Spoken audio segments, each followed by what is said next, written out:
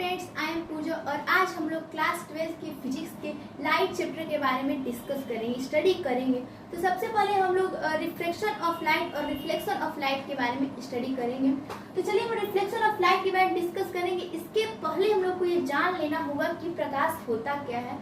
तो light energy का वह रूप है जिसकी सहायता से हमें वस्तुएं दिखाई देती हैं। जब प्रकाश किसी वस्तु पर इंसिडेंट होती है तो उससे रिफ्लेक्ट होकर हमारी आंखों तक पहुंचती है, जिसके फलस्वरूप हमें वस्तु दिखाई देने लगती है।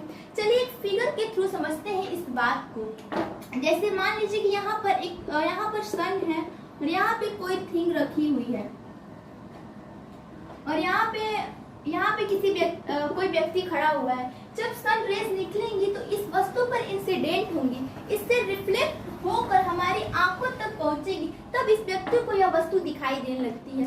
तो ये है प्रकाश। ये तो प्रकाश के बारे में है, लेकिन कुछ प्रकाश की प्रॉपर्टीज भी होती हैं, जैसे कि प्रकाश स्वयं अदृश्य होता है, लेकिन उसकी उपस्थिति में हम वस्तुओं को देख सकते हैं। जैसे आप किसी को देख लीजिए। और प्रकाश स्ट्रेट लाइन में गति करता है, यानी कि वो सरल रेखा में चलता है। और प्रकाश को चलने के लिए किसी भी मीडियम की आवश्यकता नहीं होती है, वो निर्वात में भी चल सकता है। और निर्वात में प्रकाश की स्पीड 3 × 10⁸ मीटर पर सेकेंड होती है।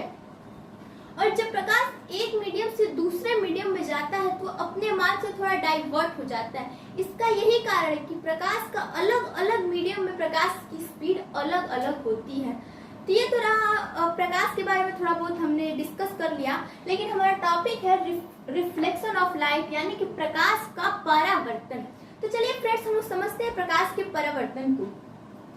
तो जब प्रकाश की कोई रे किसी चिकने व पालिशदार सतह पर इंसिडेंट होती है तो उससे रिफ्लेक्ट होकर उसका अधिकांश भाग उसी मीडियम में वापस लौट जाता है। यानी कि फिर से जब प्रकाश की रे किसी चिकने व पालिशदार सतह पर इंसिडेंट होती है तो रिफ्लेक्ट होकर उसका अधिकांश भाग उसी मीडियम में वापस लौट जाता है। इस पूरे इंसिडेंट को हम क्या करते हैं, रिफ्लेक्शन ऑफ लाइट कहते हैं।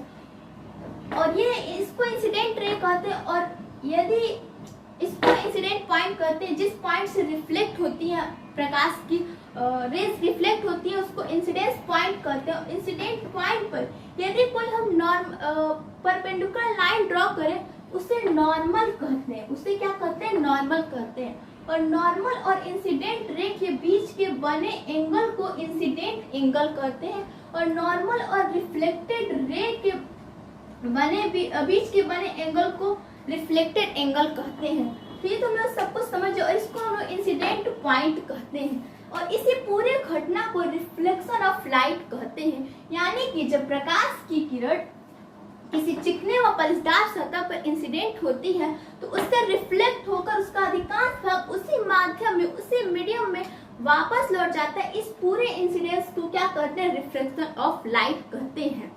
तो ये फ्रेंड्स प्रकाश का परावर्तन। तो फ्रेंड्स चलिए, प्रकाश का परावर्तन दो प्रकार से होता है, इसलिए चलिए काइंड्स ऑफ रिफ्लेक्शन पढ़ते हैं, स्टडी करते हैं। तो फ्रेंड्स हम लोग टाइप्स ऑफ रिफ्लेक्शन पढ़ते हैं, पर उसके पहले मैंने एक पॉइंट मैं छोड़ दूं रिफ्लेक्शन ऑफ लाइट में। चलिए उसमें थोड़ा सा देख लेते हैं उसको।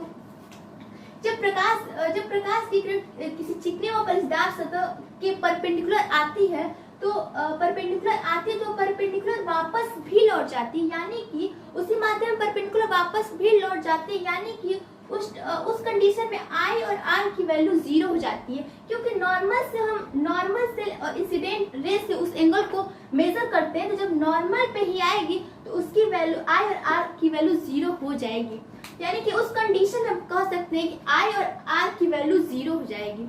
ये हम पॉइंट छोड़ दिए थे। अब चलिए हम आते हैं टाइप्स ऑफ रिफ्लेक्शन के। ये दो प्रकार के होते हैं, एक रेगुलर रिफ्लेक्शन, इर्रेगुलर रिफ्लेक्शन, यानी कि नियमित परावर्तन और अनियमित परावर्तन। चलिए पहले हम लोग पढ़ते हैं रेगुलर रिफ्लेक्शन। रेगुलर रिफ्लेक्शन में ये होता है कि जब प्रकाश की किरण किसी चिकने व पालिशदार सतह पर आती है और रेगुलर फॉर्म में, यानी कि एक दूसरे के पैरेलल फॉर्म में निकल जाती है, यानी कि पैरेलल फॉर्म में आती भी है और पैरेलल फॉर्म में निकल भी जाती है, तो इसको रेगुलर रिफ्लेक्शन कहते हैं। देखिए कि ये एक दूसरे के पैरेलल आ भी रही है और एक दूसरे के पैरेलल जा भी रही है, इसको रेगुलर रिफ्लेक्शन कहते हैं। और चलिए हम दूसरे पे चलते हैं। दूसरा ये है कि जब प्रकाश की किरण किसी खुरदुरे व पारदर्शी सतह पर गिरती है तो प्रकाश की रे रेगुलर रिफ्लेक्स पैरेलल तो आती है, लेकिन देखिए दूसरे के पैरेलल नहीं जा पाती है, दूसरे को काट भी सकती है, दूसरे को काट भी सकती है। यानी कि एक दूसरे के पैरेलल रिफ्लेक्ट नहीं हो रही है, एक दूसरे के पैरेलल रिफ्लेक्ट नहीं हो रही है, रेगुलर फॉर्म में रिफ्लेक्ट नहीं हो रही है। तो इस प्रकार के परावर्तन को रेगुलर रिफ्लेक्शन यानी कि अनियमित परावर्तन या विस्तृत परावर्तन कहते हैं। तो फ्रेंड्स, और इरेगुलर रिफ्लेक्शन का हमारे दैनिक जीवन में यूज होता है। जैसे आप लोग अपने घरों की खिड़कियों में लगे कांच को देखते होंगे, वो एकदम चिकनी नहीं होती। वो क्यों चिकनी नहीं होती है?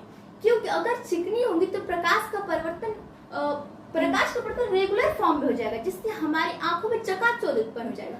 तो ये जो इरेगुलर रिफ्लेक्शन है वो हमारे आंखों में चकाचौंध उत्पन्न करने से बचाता है।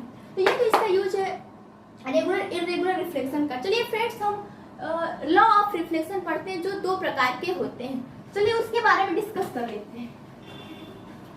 चलो पॉज हो गया, कुछ गड़बड़ हुआ है? नहीं ठीक है, ठीक है, ठीक है, ठीक है। ओह